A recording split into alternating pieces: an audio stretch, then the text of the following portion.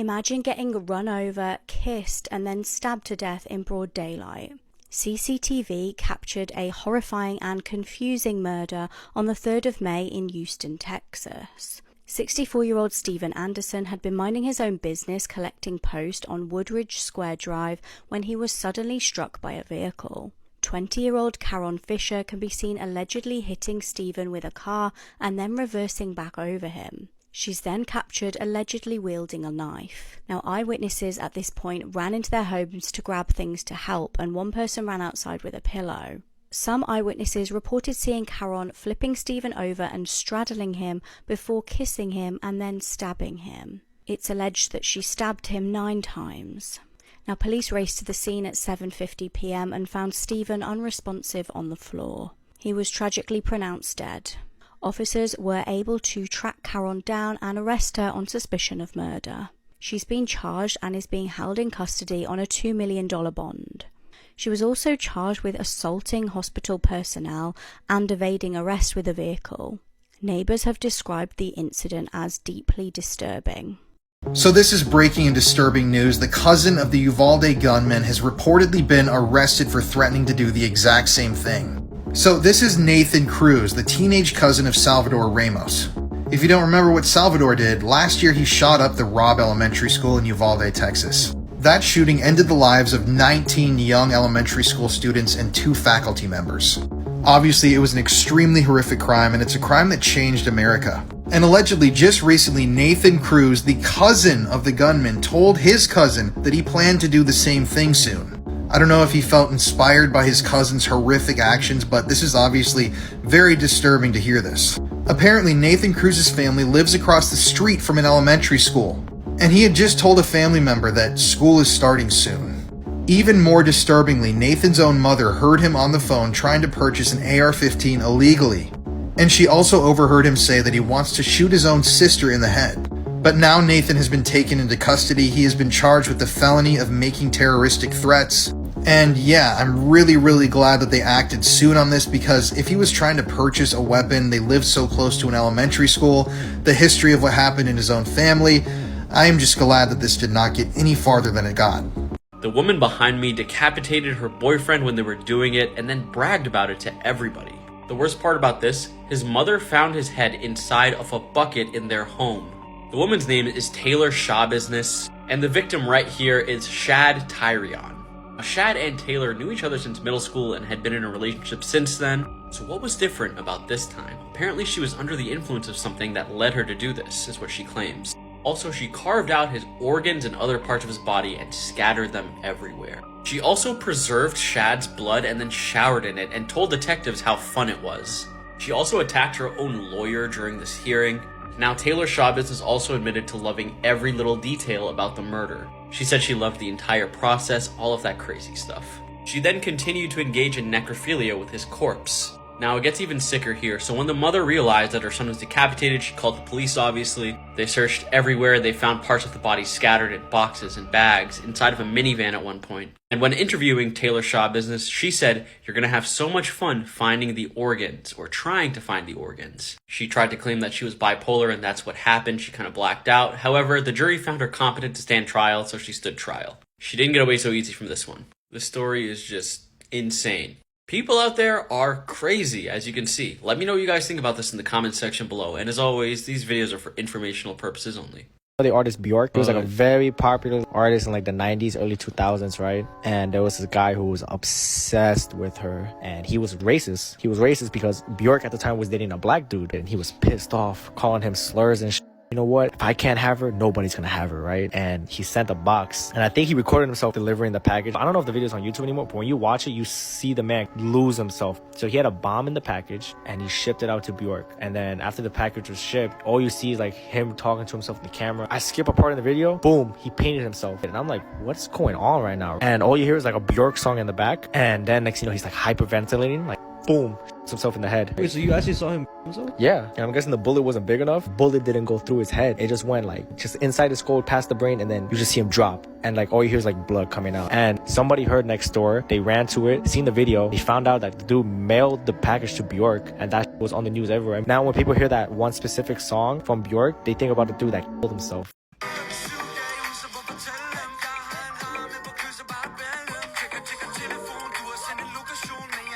On Wednesday, July 28, 2021, popular YouTuber Albert Derlin died. Albert was a famous Danish influencer. On his YouTube channel, which had almost 200,000 subscribers, he posted daily vlogs and all other sorts of content, including music videos. And needless to say, a lot of people knew his face. But on Wednesday, July 28th, he was with a crew in the Italian Alps, an extremely high mountain range. Specifically, he was in a part of the Alps called Mount Sasita. On that day, 22-year-old Albert and his team were filming a new video for his YouTube channel, when at one point Albert got too close to the edge of the mountain and unfortunately fell over the side. Now, I'm trying to express just how big this mountain was. As it turns out, Albert fell about 656 feet to his death. When the rescue helicopter came and tried to save Albert, it was already way too late, and he had passed away at the scene. The last video on Albert's YouTube channel is titled Summer, and I took a clip from that video and played it at the beginning of this TikTok. After his death, fans were extremely saddened to hear this sudden and tragic news, and to this day, no footage that was recorded on the day of his death has been released, at least that I know of. If you want to hear more true crime stories, listen to the podcast Murder in America that I co-host with my wife, Courtney. It's available on all streaming platforms like Apple Podcasts.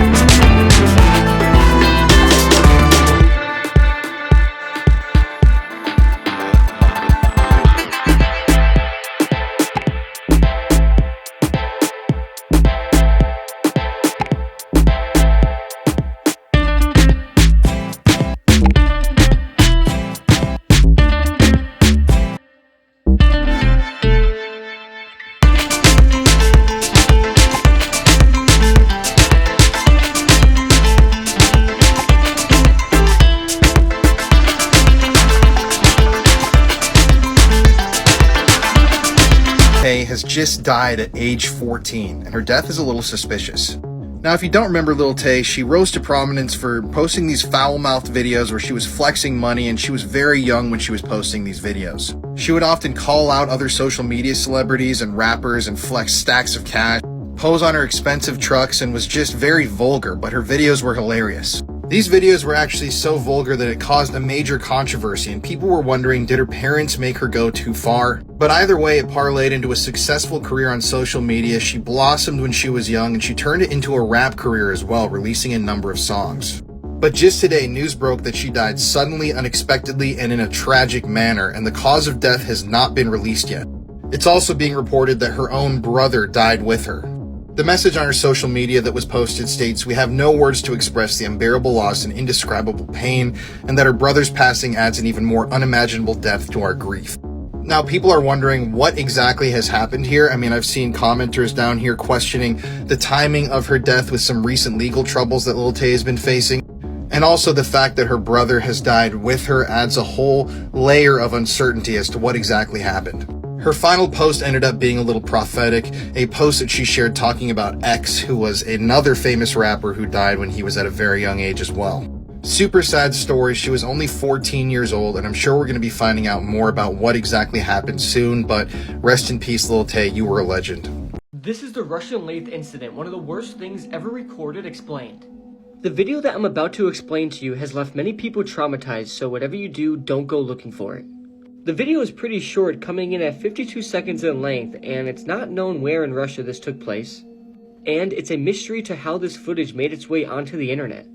As you play the video, you see a man walk towards the lathe machine, which he assumes is off.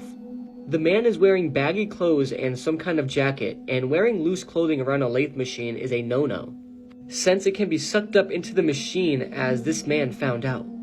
After the man approaches the machine, he seems to reach over it, but the rotating pole seems to get stuck on one of his sleeves, and it then drags the man into the machine.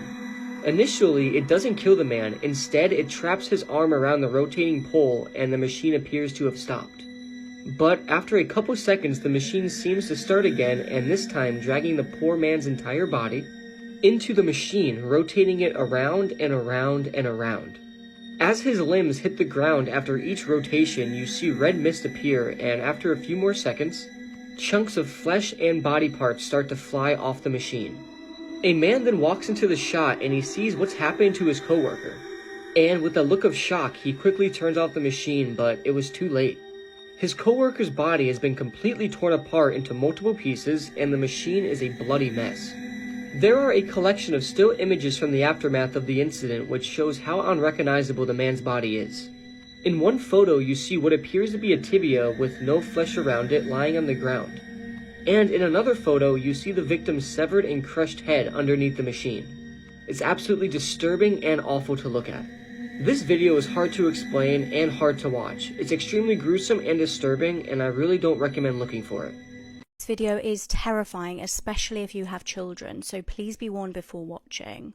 On the 19th of April, a group of school children were out playing in broad daylight. They were students of Black Forest Hills Elementary School in Colorado. At around 2:20 p.m. on the day in question, one of the 5th graders' lives would be changed forever. CCTV captured an absolutely horrifying experience. 33-year-old offender Solomon Galligan chased and attempted to kidnap one of the small children. Luckily, he tripped over a blanket as he tried to pursue the little boy. He continued to lunge at the small child as the kid screamed stranger danger to alert teachers. Now, initially, Solomon did manage to flee the area and escape for a short while. The child, though, managed to give staff a description of the man. The teachers sent out an email alerting the parents to the danger, and one of the parents actually spotted him in a local Walgreens about a mile away. They reported this to police, and police turned up and arrested him. The little boy's mum said he was so traumatized he hadn't slept in 3 days. She says that it was thanks to the quick thinking of the other students who screamed and alerted the teachers that his life was saved. Several parents state that their children reported back to them that the teachers at the time of the incident were just stood on their phones. Solomon is being held in jail and is charged with child abuse and attempted kidnapping. Solomon actually already has an extensive criminal history and has been convicted of SA previously, but for some reason was roaming free. These are pictures with horrifying backstories. Up first is this picture. In May 2002, Richard Markham killed his drinking buddy Tristan Lovelock by hitting him over the head with a hammer 15 times before dismembering his body with a saw and hacksaw. Markman dismembered the body, even baking an arm in an oven, and scattered the remains of the body in a nearby park. Following the murder, he fled to New York, where he was eventually captured by the police in Central Park. He received a life sentence for the murder and dismemberment of his friend. Next up, on February 22nd, 1993, 14-year-old Greg Ousley calmly entered his parents' bedroom, wielding a 12-gauge shotgun. He then shot his father in the head before turning the gun on his mother, who was trying to run out of the room to seek help, but unfortunately she wasn't fast enough. Greg was sentenced to 60 years in prison for the chilling crime of murdering his parents. Next up, this is the oldest victim of the 9/11 attacks, and his name was Robert Norton. He was an 85-year-old retired man from Lubbock, Maine. He was a passenger on American Airlines Flight 11, which struck the North Tower of the World Trade Center. So many innocent lives were lost that day. May Robert Norton rest in peace. This is the last image of sisters Norma and Liz Ortiz Diaz. They were on top of a tractor taking selfies when suddenly one of them fell off, and the other one, trying to help her, fell after her, resulting in them both being crushed to death. Next up is a picture of Mike Tyson handshaking Dale Hausner, who was a Phoenix serial killer who took 8 lives. A couple of days after Mike Tyson met up with Hausner, who pretended to be a sports writer, police showed up at the gym and informed Mike about Hausner's heinous crimes. Can you imagine meeting somebody and talking to them and then finding out days later that they're a serial killer? Back in like the 1990s and early 2000s, you know Channel 5? Yeah. It was very popular in Mexico. It was like the Mexican Channel 5. They had a section where they did something called service to the community, and they would put a bunch of pictures of missing people, and they put a picture of Selene Delgado. And you've probably seen the picture before, and it turns out that it was a fake, like it was a hoax. She's not a missing person. Maybe she's a real person, but she's not missing. So people searched up in the records of missing people, and she was not on there. So they don't know why they put her on there, but it's weird because they put her normal picture, and after a while, her picture looked different. It was that picture, that exact picture on top of her face. And that's happening on the news? Yeah, they faked that. I don't know why they faked that. I think they were trying to scare people. But the weird thing is that picture is linked to something else. It's basically linked to Derek Todd Lee, also known as the Baton Rouge serial killer, was an American serial killer between 1992 and 2003. Let's say a cop asks you, you're a witness, and a cop asks you, what did the person look like? Can you describe the suspect? Then a guy comes in, he sketches this out, and that was the sketch of Derek Todd Lee. That's how he looked? That's how they described him, as how he looked. These are the worst deaths imaginable, and this one might be the worst one yet. Okay, so watch this jaw crusher machine absolutely destroy these rocks. But now imagine a human being being stuck in there. Well, that's what happened to this man, and I'm about to explain it all. So this man was working on one of the large jaw crushers, when suddenly the machine got jammed. The man then went into the machine trying to fix it while it was still running. And he is attempting to unjam it, and he must succeed because he gets sucked right into it. Then you see the big rock on your screen right now hit him in the back and pushes him down further into it. And you then see the man try and hold on to anything he could. And in the video, which you can find online, you see the man vibrating extremely fast. So this man is slowly being dragged into these metal jaws, and also being hit by all the boulders and rocks falling down on him. And then he is suddenly just gone, like he never existed. This is a machine that turns boulders into dust, so can you just imagine what it did to him?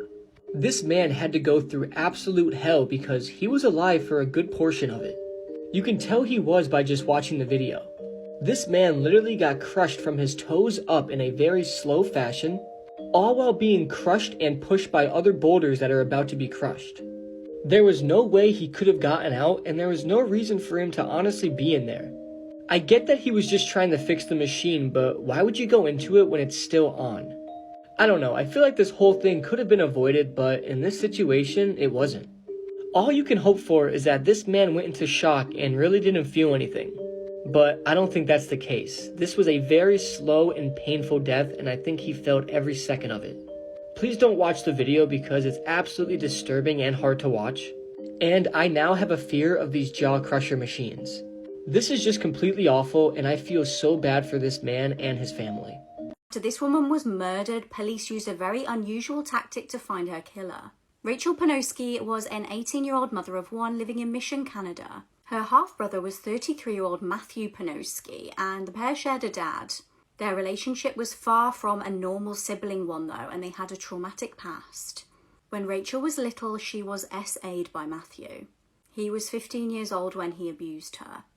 Now, Rachel did have to endure a very stressful court case, but Matthew was finally given probation for the crime. Unfortunately, it wasn't the last of Matthew that Rachel would see. In 2013, she was loving life being a mother to a 1-year-old son. On the 16th of March that year, Matthew would go and visit Rachel at her home.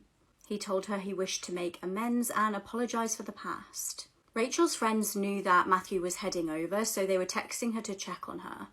She texted them back to say that the pair had had an emotional conversation, but this was actually the last time they would ever hear from her. 3 days later, her body was discovered in Chilliwack and she had been suffocated. Her friends told police of the meeting that she'd had with her half-brother, and police immediately questioned him. He, however, denied any knowledge of her disappearance and murder. Investigators knew they needed to come up with a clever way to get Matthew to implicate himself. Time went on, and in 2016, investigators decided to go undercover. They decided to get an undercover officer to pose as the head of a criminal organisation. The officer went by the name of Mr. Big and befriended Matthew. He earned his trust, and it wasn't long before Matthew confessed.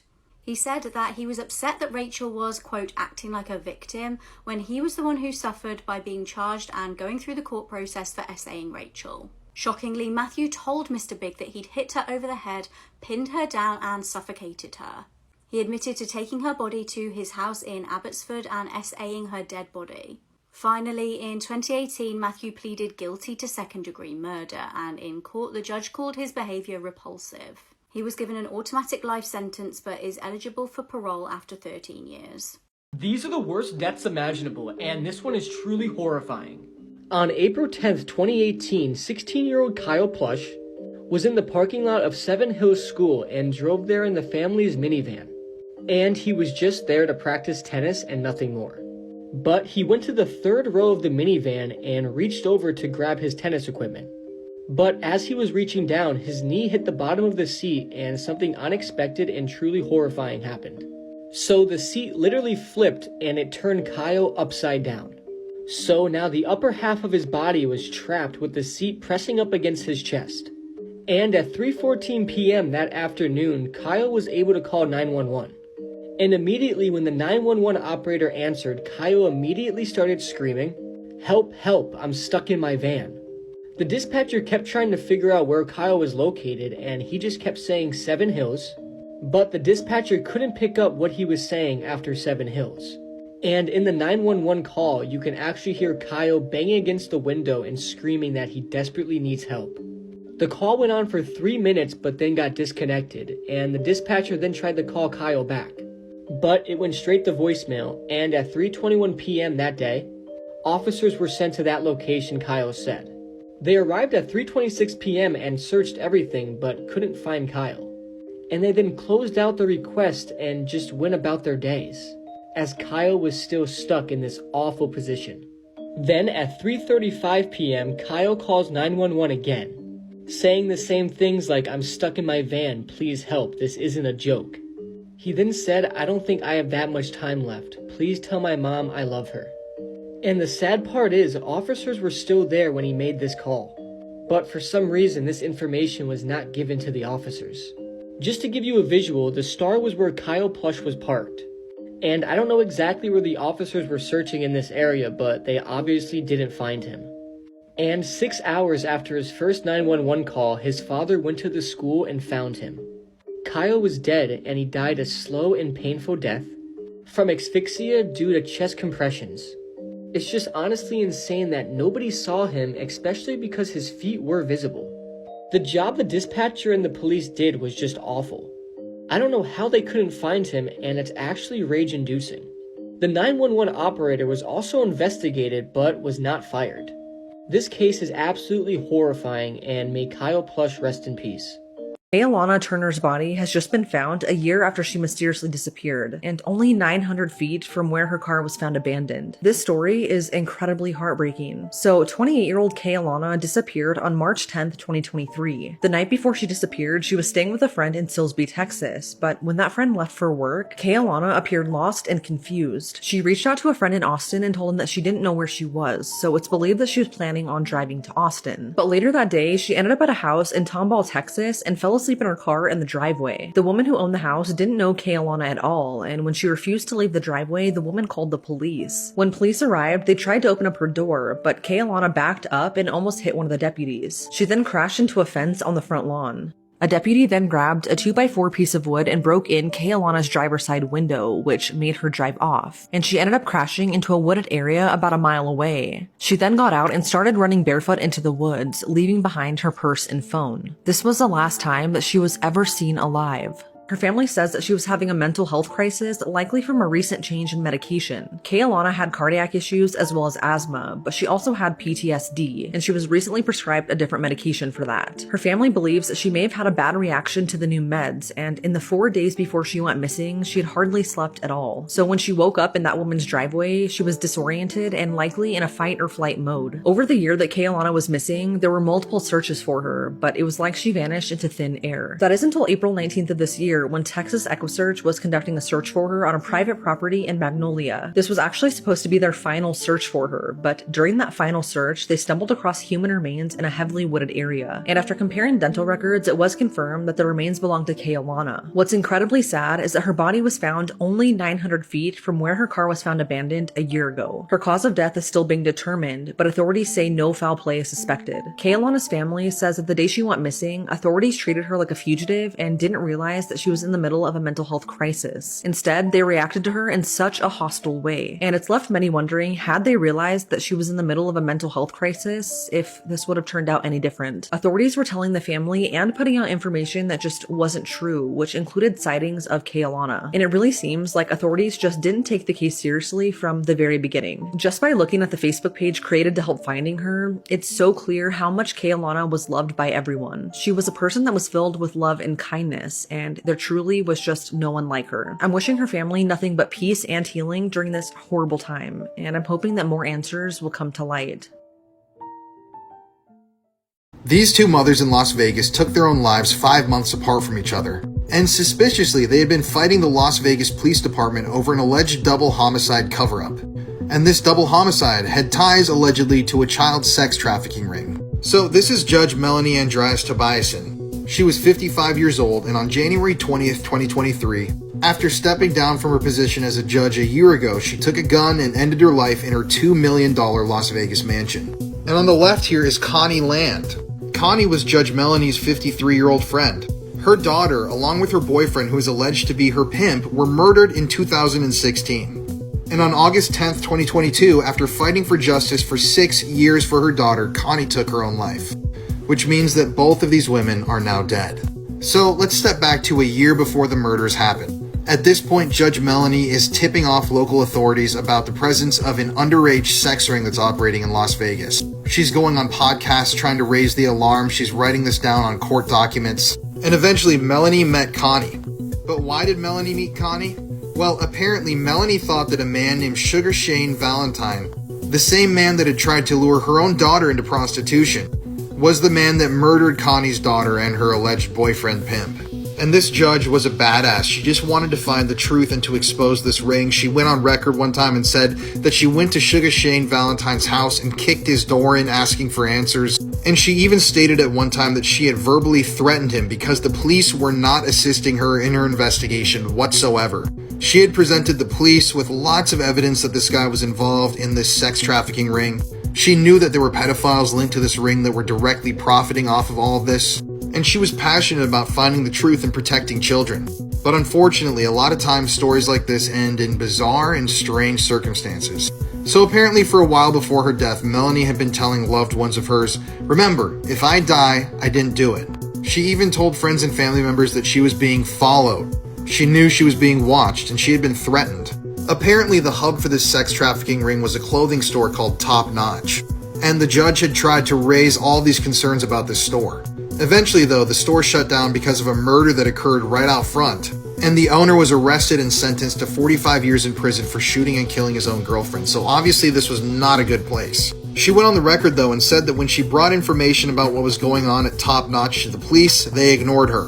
They said that they knew that places like this existed all over Vegas, but that they were kind of untouchable and that it was dangerous for her to go down this path. Something bizarre is that a number of detectives in Las Vegas have been told that they've been told to forget about and lay off of child sex trafficking stings and operations.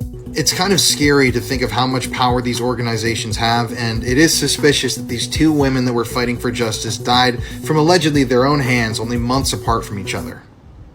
This is one of the most unsettling missing persons cases ever. This is Brandon Swanson, and on May 14th, 2008, he disappeared. And to this day, he has never been seen or found, not even a trace of him. Brandon Swanson was from Southwest Minnesota, and he graduated high school and was also enrolled into college. And on May 14th, 2008, he was celebrating the end of the academic year with some friends. And just before midnight that night, Brandon left the party that he was at and started to make the 30-mile drive home. But just before 2 a.m., he called his parents and said that he'd driven his car off the road into a ditch. He told them it was impossible for him to get it out of the ditch and that they needed to come and pick him up. This right here is the drive Brandon would have been making home that night. And as you can see, it's a pretty easy drive. There's no turns, there's really no twists or anything. So after hearing this from Brandon, his parents took off in their own pickup and began to drive towards his direction. So Brandon and his parents were on the phone almost the entire time that he was waiting for them. Their calls dropped a couple of times, but he was still talking to them, saying he was staying by his car. Brandon even told them that he was flashing his lights on and off so that they could see him.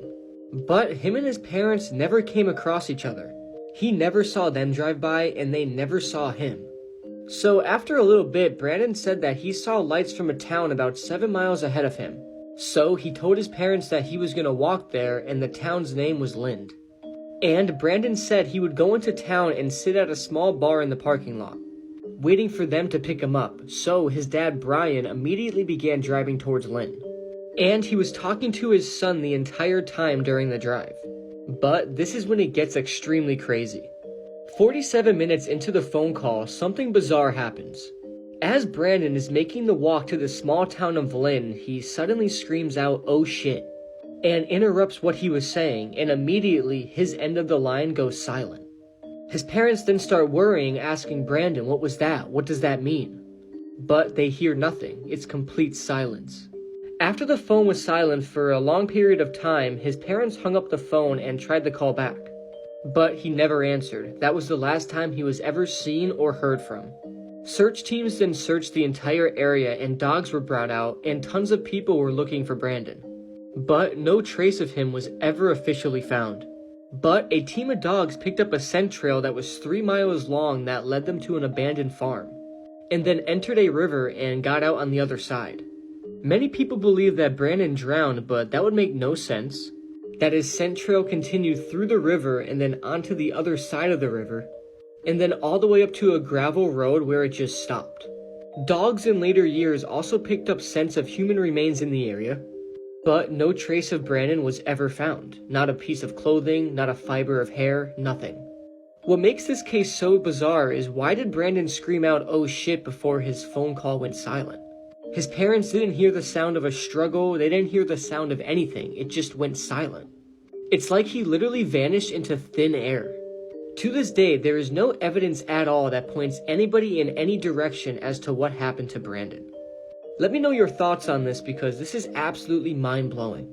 New Mexico man allegedly shot his stepmom in the neck at a graduation ceremony while they were hugging. This is Christian Bencomo. He's 21 years old, and he shot his stepmother at her son's graduation.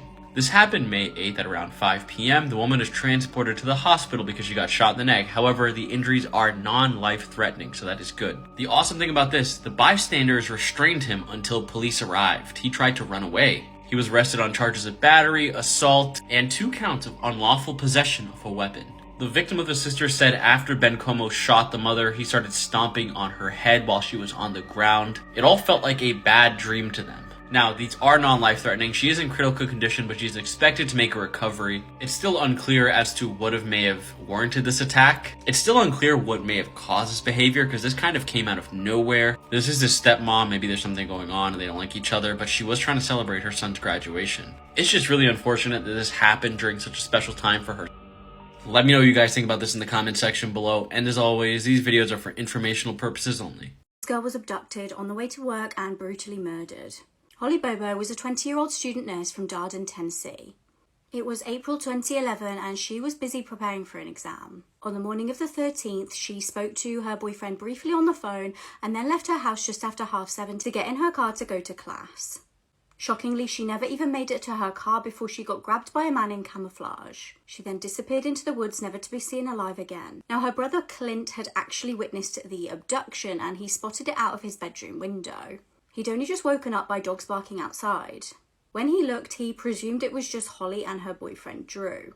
However, neighbours had heard screams and called Holly's mum Karen to report the commotion.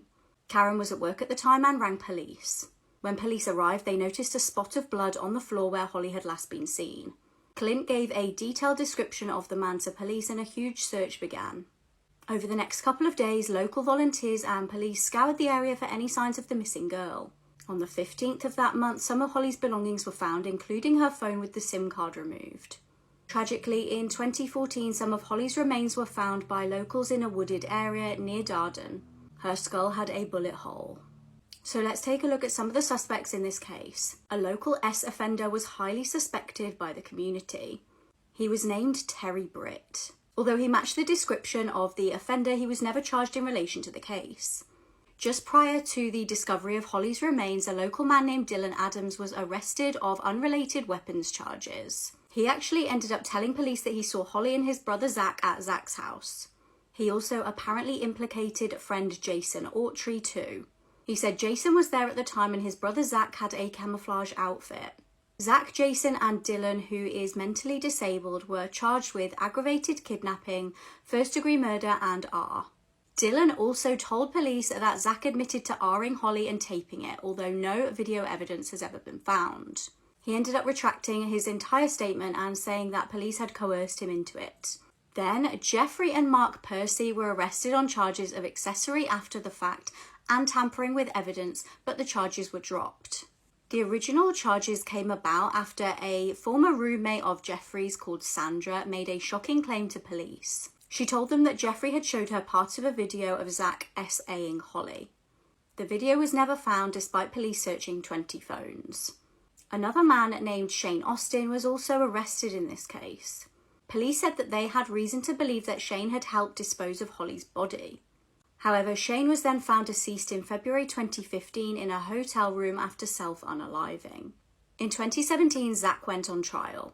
There was no DNA evidence, but Jason agreed to testify against him. He claimed that he'd gone to Shane's house and saw the Adams brothers disposing of evidence. He said that he saw Zach with Holly's body wrapped in a blanket. He admitted to helping dispose of remains.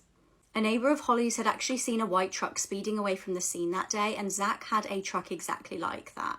Zach's ex-girlfriend also stated in court, he said he would tie me up just like he did Holly Bobo and no one would ever see me again. Zach was found guilty and sentenced to life in prison. As for Dylan Adams, Zach's brother, he entered an Alford plea to facilitation of murder and kidnapping. Now this means that he is pleading guilty, but he is kind of stating that he's innocent. He was given 15 years plus 35 years.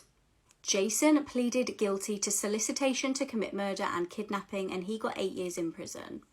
Many people, though, believe that the wrong people are behind bars.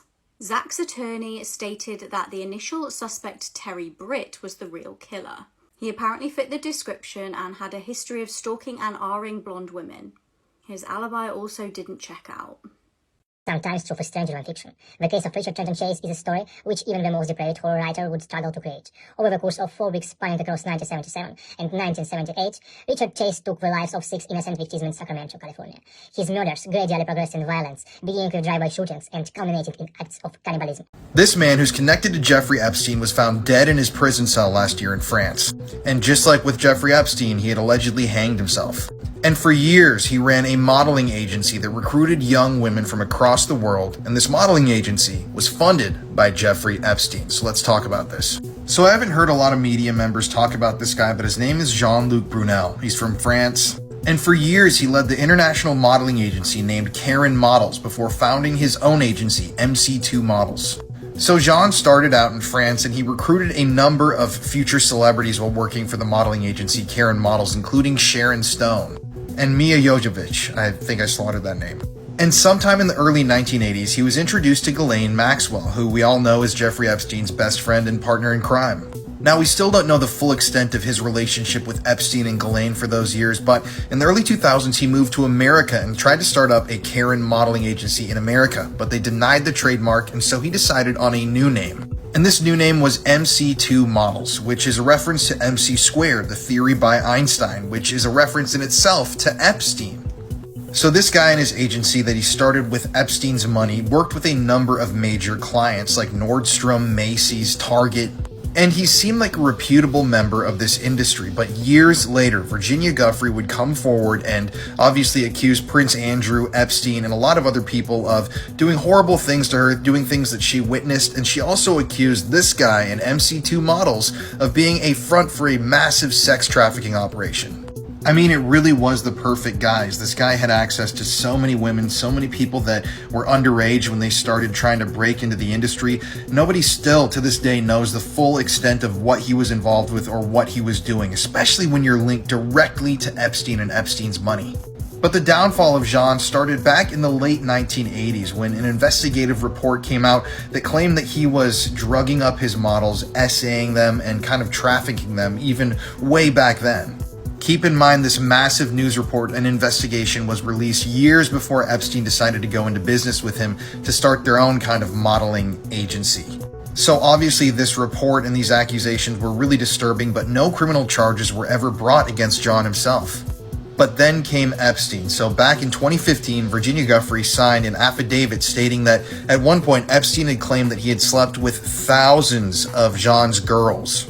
It was also discovered that from 1998 to 2005, Jean was listed as a passenger on Jeffrey Epstein's Lolita Express private plane 25 different times.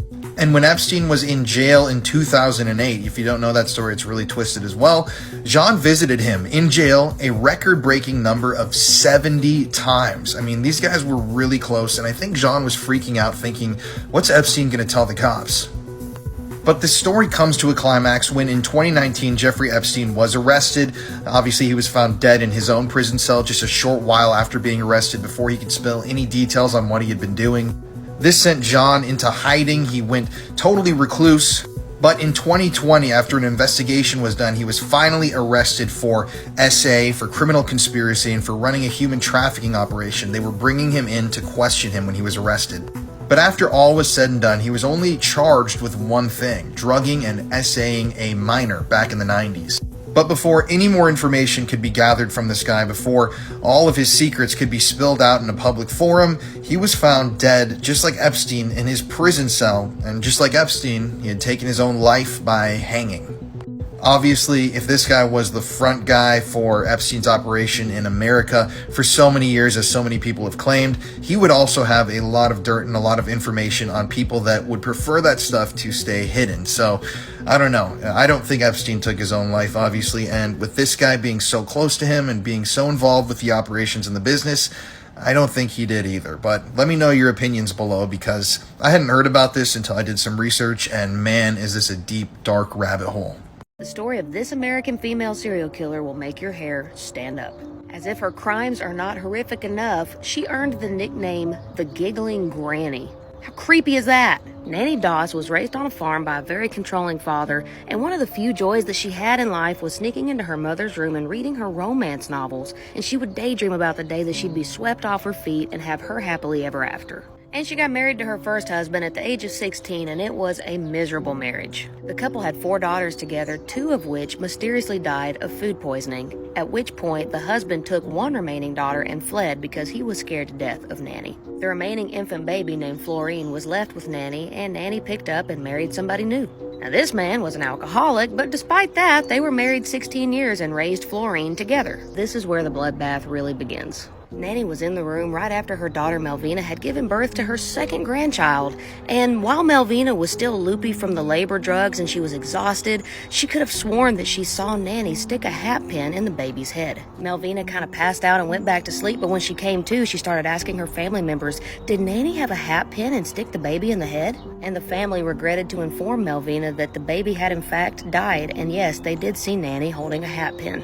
However, the doctors couldn't give a positive explanation for the baby's death. The death of the baby absolutely shattered Melvina and her husband, and they started fighting and drifting apart, and Melvina started dating a soldier named Robert, who Nanny did not approve of. And one night when Melvina was out of the house and Robert was left alone with Nanny, Robert mysteriously died, and Nanny received $500 in life insurance that she had taken out on Robert a couple weeks earlier. Not long after that, Nanny's husband forced himself on her, and she didn't like that, so she put rat poison in his corn whiskey jar, and he died that night.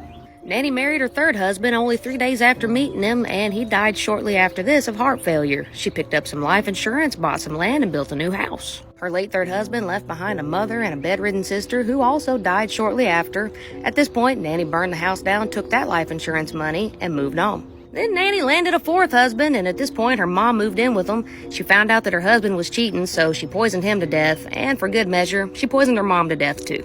Then she married her a fifth man named Samuel Doss, who was very disapproving of the romance novels that she loved to read. He went to the hospital one night with flu-like symptoms and was diagnosed with a severe digestive tract infection. He was treated and sent home. And a few days later, he showed up dead. The doctors were very suspicious of this, so they did an autopsy and found enough arsenic in his system to kill 20 men. Nanny was arrested shortly after this and confessed to killing 4 of her husbands, her mother-in-law, her mother, her sister-in-law, and yes, sadly, even the baby with the hat pin.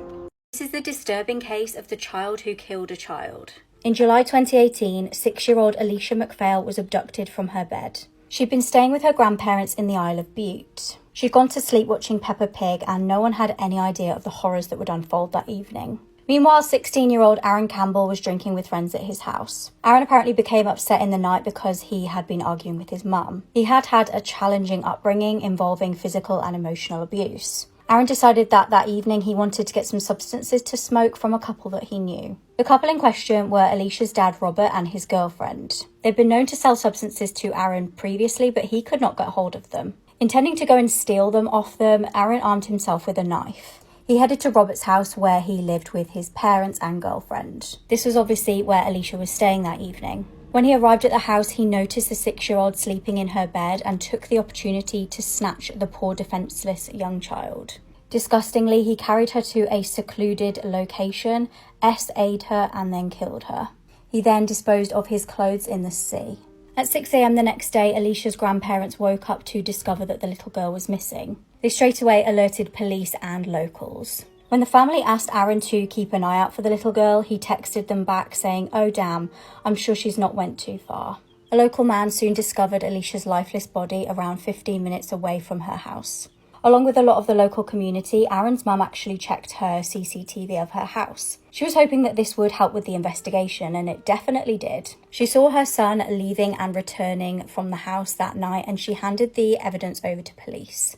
Aaron was arrested, and it was discovered that the clothes that he'd abandoned on the beach did actually match with his DNA. This guy is one of the most awful serial killers there has ever been, and I feel like he's never talked about. In my opinion, this guy's worse than Ted Bundy, Jeffrey Dahmer. Hi Meg, I talk about your crime. Let's get into the story of The Butcher, the worst serial killer Canada has ever seen. Robert Pickton was born October 24th, 1949, in British Columbia, Canada. Robert had quite a bad upbringing. His dad was very abusive. He actually grew up on a pig farm. From a really young age, him and his brother had to work countless hours on this pig farm, and then they were forced to go straight to school without taking a shower or anything. Because he was showing up to school unwashed, Robert started getting bullied, and they gave him the nickname Stinky Piggy. As Robert grew older, he was said to be very quiet, but he apparently sometimes had these weird bursts of bizarre behavior. These bursts would come out of nowhere and he would just start acting really strange. In 1996, Robert's brother opened up a kind of charity thing. The charity was started to try to make more money for their pig farm. It was called the Piggy Palace Good Times Society. And what they would do is they would hold huge parties and raves to try and raise money. And I'm not joking when I say huge parties and raves. 17,000 people were said to have shown up at one point. 17,000 people at once. Sex workers and biker gangs would join these parties as well. But for Robert, it all started going downhill in 1997 when he attempted to murder a girl. I don't usually do this in these videos, but a lot of you ask what blush I use, and this is the blush I use. It's usually £10 on the TikTok shop, but it's on for $5 right now. So if you click right here, you can get it. I just ordered kind of a peachy version of this. I'm not being paid to talk about this. I just saw they were on offer, and you guys ask about these all the time. So get your hands on them for cheap while you can. So Robert attempts to murder a woman for the first time that we know of. According to her statement, he attempted to handcuff her, and then he started stabbing her multiple times before she managed to get away. This should have been the thing that got him on police radar, but he was able to get the charges dropped because the woman he attacked was on a lot of drugs at the time, and Robert used that to come up with a story. He told police, like, she was hitchhiking, I was just trying to help her, and she attacked me. And they believed him because she was on drugs. And unfortunately, for the next 60 women he would kill, he was let go. And he was able to come up with a strategy that wouldn't get him caught next time. He developed a plan and started killing a bunch of women. And Robert was really, really good at staying under the radar. Now, what did he do exactly? Let me tell you. Because it's disturbing. First of all, he always went for hitchhikers, addicts, or prostitutes. And what he would do is he would promise them money, drugs, accommodation, anything to get them back to his farm. Once he got them back, he would then shoot or strangle them to death. And this next part is why he was given the name the Butcher. He would take the victims' bodies, chop them up, and feed them to his pigs. Now, if you're not aware of this already, pigs will literally eat anything, everything. So the evidence was just, bye. They were getting rid of the evidence for him. All of a sudden, there is an increase in missing women in the area. But sadly, because he only went after sex workers or addicts or hitchhikers, no one cared. And this always makes me so mad with cases like these. Like, they're still human beings, but no bodies were showing up, so there was no crime, no body, no crime. But as the numbers started rising, people were kind of getting a bit worried. A group of people that weren't the police actually got a list together of all of the names of these young women who were missing. They brought that to the police and were like, do you see now? And that's when the investigation actually began into finding out what happened to these girls. And all of these girls had one person in common: Robert Pickton.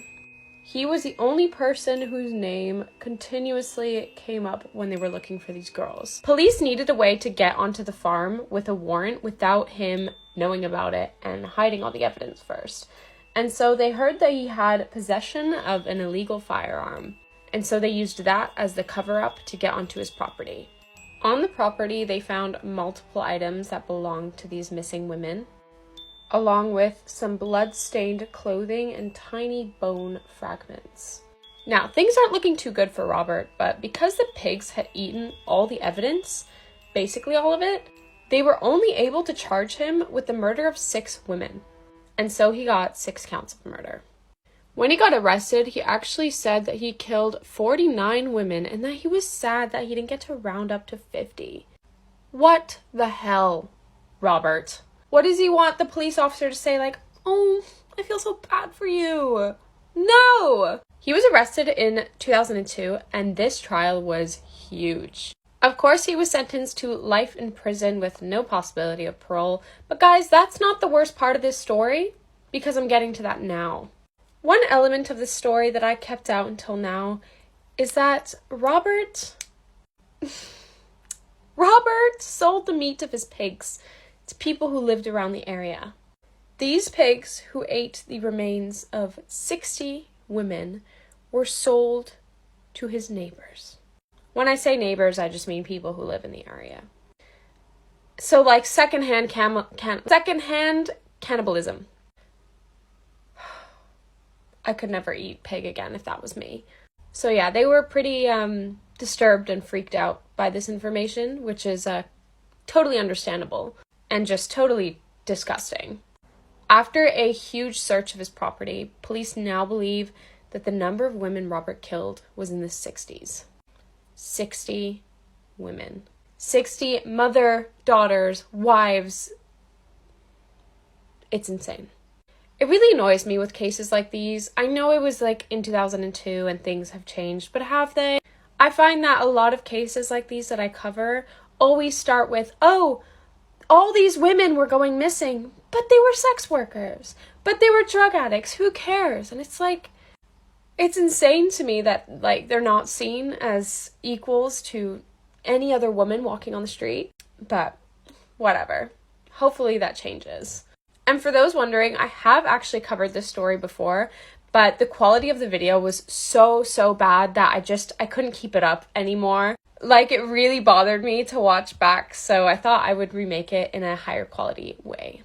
I hope you guys enjoyed it regardless, and have a wonderful day. My heart goes out to every single one of the victims, their families, and people who cared about them, and I hope Robert rots in jail. Anyways. This is not a good representation of Canadians. We're actually really nice people. I'll see you all in the next video. Love you guys. Bye. Shocking case of the Philpotts. On the 11th of May 2012, 6 children were in bed asleep when a huge fire broke out of their home. As smoke roared through the building, Mairead Philpott, the children's mother, called the emergency services. Their dad, Mick Philpott, was reportedly making heroic attempts to try and save them. However, 5 children unfortunately died in the fire, and the eldest actually passed away in hospital later on. At first, this appeared to be a tragic accident, but the truth was soon revealed. The fire had been started intentionally with petrol underneath the letterbox.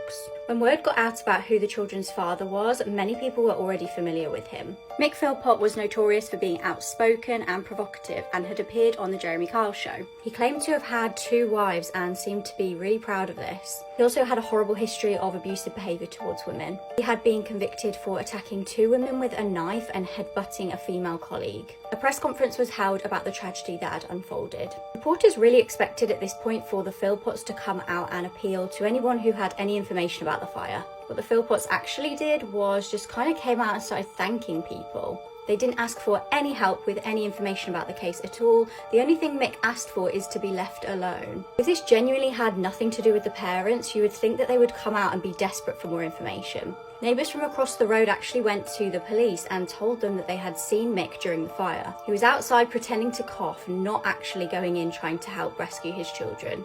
Police were now suspicious enough to try and set a trap for the Philpotts. They kept them in a hotel room and actually bugged the room. The recording reveals Mick quizzing his wife about how convincing she'd been in her police interview. Locals had also spotted the couple in a pub doing karaoke, dancing and drinking shots. Incredibly strange behaviour for 2 people who'd just lost their children.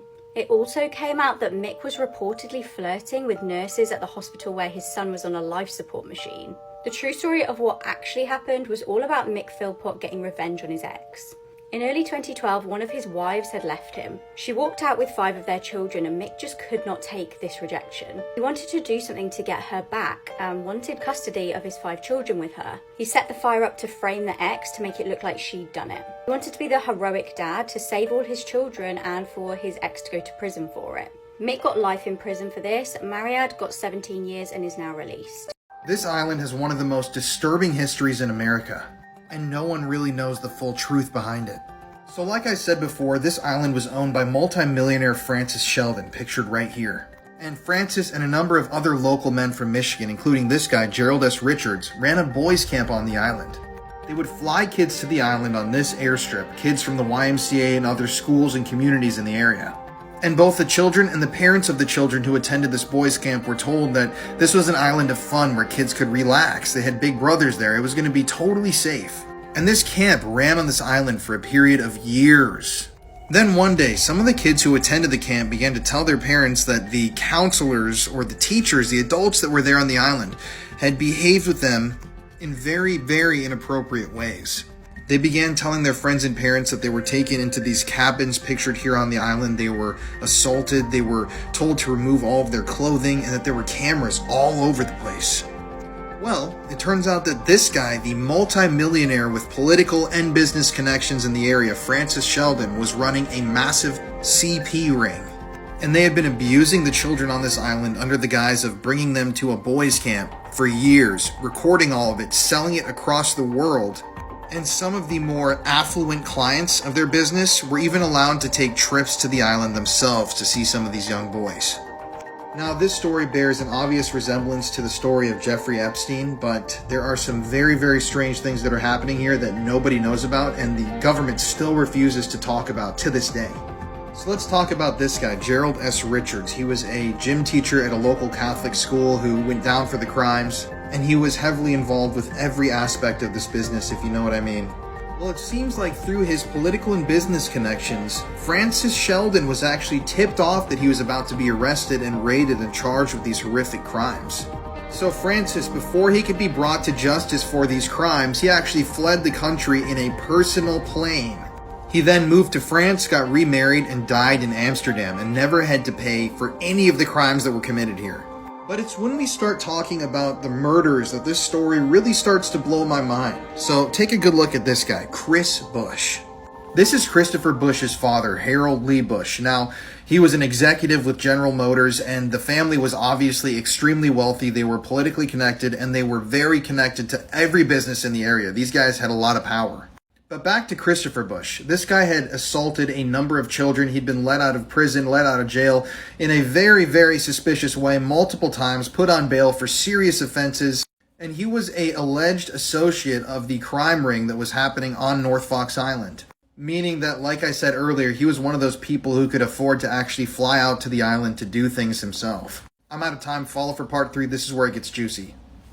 Some are calling this the most horrific fraternity hazing ever in the United States. This is how one night at university can destroy your life forever. Danny Santulli was 18 years old and a freshman at the Uni of Missouri. In October 2021, Danny was captured on CCTV being blindfolded and led downstairs in an event named Pledge Dad Reveal Night. Danny was made to drink a litre of straight vodka by himself. At around 10:55, Danny collapsed and some of the frat members were seen carrying him to a sofa. Around midnight, Danny was captured on cameras sliding off the sofa, and shortly after he was found unconscious with blue lips. Shockingly, instead of calling an ambulance for Danny, the frat members piled him into a car, dropping him on the way. They drove him to hospital, but at this point he was already in cardiac arrest. Danny had to be resuscitated and spent the next 6 weeks in intensive care. Prior to this evening, Danny had been left needing stitches and crutches after he'd been forced to climb inside of a bin with broken glass inside. 2 nights before the night in question, Danny broke down in tears on the phone to his sister and told her about how stressed he felt about it all. His family had begged him to quit the pledge, but he didn't want to be ridiculed. This is Danny now. He will need full-time care for the rest of his life. He's now severely brain damaged, is blind, and cannot walk or talk. 2 former students are set to go to trial over this case.